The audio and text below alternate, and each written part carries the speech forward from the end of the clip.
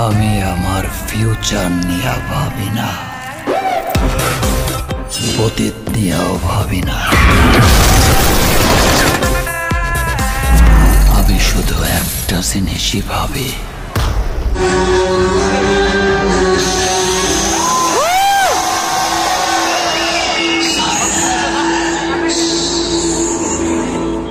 দেখে নিলাম আলোচিত সিনেমা বরবাদ। বরবাদ সিনেমা দেখতে পাচ্ছেন পিছনে দর্শকের ভিড়। আমি সিঙ্গেল স্ক্রিনের সিনেমা এখন লাস্ট কয়েক বছর যাবত দেখি না, বাট বরবাদ যেভাবে চলছিল সিঙ্গেল স্ক্রিনের দর্শকের সাথে সিনেমা দেখার অন্যরকম মজা। সাভার সেনা অডিটোরিয়ামে আজকে দুপুর 3:30 শো দেখতে এসেছিলাম। আমি 2টার দিকে সিনেমা হলে আসার পর দেখতে পেলাম যে ডিসিতে কোনো সিট নেই। আমি আমার লাইফে কখনো রিয়েলে বসে সিনেমা দেখিনি, বাট আজকে দেখতে হলো। এটা অবশ্য ভালো লাগার। বরবাদ সিনেমাটির যখন প্রথম ঘোষণা আসে তখন আমরা জানতে পারি এই সিনেমাটির নির্মাতা মেহেদী হাসান হৃদয়। তার নির্মিত নাটক রয়েছে অনেক, বাট সেগুলো মনে হয় না খুব একটা ভালো বা মানুষ তার উপরে বিশ্বাস রাখতে পারতো এমন কোনো কিছু তিনি নির্মাণ করেনি। মেহেদী হাসান হৃদয়কে অবশ্যই থ্যাঙ্কস দিতে হয় এবং তিনি সমস্ত ক্রেডিট পাওয়ার যোগ্য। এমন একটি আন্তর্জাতিক মানের সিনেমা নির্মাণ করেছে, আর এমন একটি সিনেমায় আমাদের মেগাস্টার শাকিব খানকে নিয়ে তিনি নির্মাণ করেছে। বরবাদ সিনেমায় আমার কাছে যেটা মিসিং লেগেছে, আমি যখন বরবাদ সিনেমায় যিশি সেনগুপ্ত কাস্টিং এ ছিল, যিশি সেনগুপ্ত এবং শাকিব খানের মুখোমুখি আরো যদি কিছু দৃশ্য থাকতো, অ্যাকশন দৃশ্য থাকতো, তবে সেটা আমার কাছে মনে হয় আরো বেটার কিছু হতো। ইদিকা পলকে নিয়ে অবশ্যই কথা বলতে হয়। প্রিয়তমাতে আমরা দেখেছি ইদিকা পল অনবদ্য অভিনয় করেছে, বরবাদেও সেম। বর্তমান সময়ে দুই বাংলায় নায়িকাদের কথা যদি বলতে হয়, অবশ্যই একদম আলাদাভাবে এক পাশে ইদিকা পালকে রাখতে হয়। বরবাদ সিনেমার বিজিএম বিশেষ করে লেগেছে, আমার কাছে স্পেশালি ভালো লেগেছে।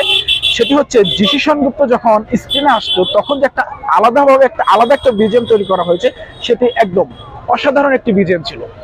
মেগাস্টার শাকিব খানকে নিয়ে নতুন করে বলার কিছু নেই, তিনি দিনকে দিন নিজেকে ছাড়িয়ে যাচ্ছে। আমরা দেখেছি প্রিয়তমা থেকে শাকিব খানের যে পরিবর্তন লক্ষ্য করা যাচ্ছে, এই পরিবর্তন যদি তিনি ধরে রাখতে পারেন, এর গল্প চুজের ক্ষেত্রে, ডিরেকশনের ক্ষেত্রে বা ওভারঅল সবকিছুর দিকে যদি মেগাস্টার শাকিব খান দেখে শুনে সিনেমার সাথে যুক্ত হয় এবং সিনেমা করে থাকে, তাহলে অনেক অনেক দূরে এগিয়ে যাবে আমাদের মেগাস্টার শাকিব খান। তাকে নিয়ে স্পেশালি বলার কিছু নেই, তার ডেডিকেটেড এই সিনেমায় আমরা দেখতে পেরেছি। তার ক্যারিয়ারের অন্যতম একটি সিনেমা বরবাদ।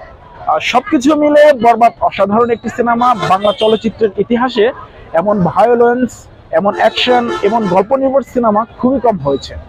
ওভারঅল সবকিছু মিলে বরবাদ একটি ইন্টারন্যাশনাল মানের সিনেমা।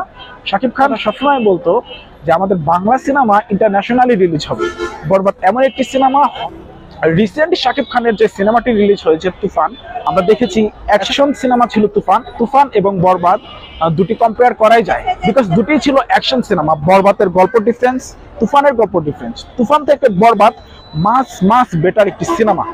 তুফান থেকে বরবাদ একটি দিক থেকে পিছিয়ে রয়েছে, সেটি হচ্ছে বরবাদ সিনেমার গানগুলো, তুফান সিনেমার গানগুলো যেরকম দর্শক জনপ্রিয়তা পেয়েছে, বরবাদের গানগুলো অতটা দর্শক জনপ্রিয়তা পায়নি।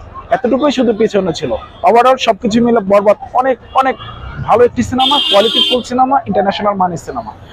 সকলেই বাংলা সিনেমার সাথে থাকবেন। স্পেশালি থ্যাঙ্কস বরবাদ টিমের সকলকে। মালদে